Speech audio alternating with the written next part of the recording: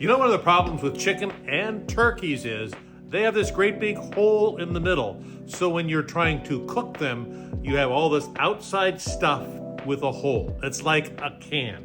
Here it is.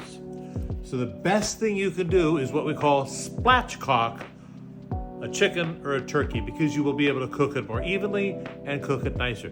I'm Dr. Terry Simpson. Besides being a weight loss surgeon, I'm also culinary medicine certified, which means I know how to cook.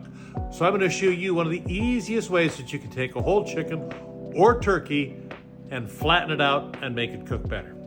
So, Pope's nose, little kitchen shears here. Makes it easy to come through and cut.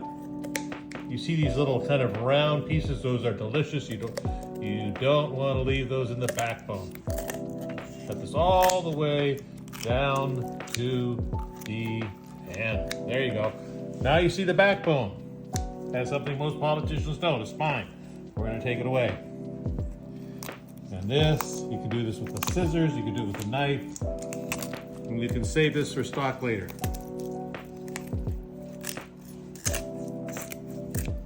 There you go, a backbone. We've got the backbone here, we're going to turn it over, and now you have this beautiful breast. You're going to crack it. This is like doing CPR on a chicken, except you don't want it to live. Sometimes you can take your finger in here and get between the meat and the skin, and you can put a lot of stuff in there. You can put spices in there, you can put butter in there, just a way of getting the skin nice and crispy. This now is flat, so it will cook flat. You can cut these little pieces off here if you want, because they're not going to do you much good. They're not even good for making wings. But see, now it's nice and flat, just like your turkey. And this is what we're going to put it on vegetables. Why? Because vegetables are delicious, and that acts like a trivet. This will now cook evenly. You can tuck those under if you want, and we're going to pop it into the oven. There's a lot of spices you can put on top of the chicken or the turkey at this point.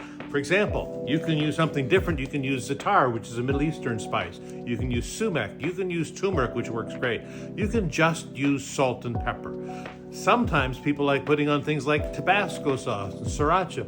However the taste is you like, first start out with this. But there's one thing you must absolutely put on it, and that's olive oil. So we're going to put on some olive oil.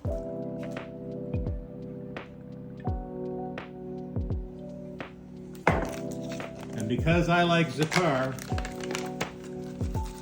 there's already salt and pepper on here.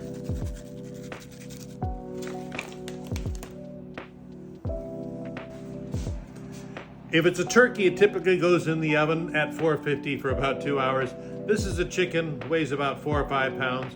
I'm going to put it in at 450 for 45 minutes to an hour and check it with the meat thermometer.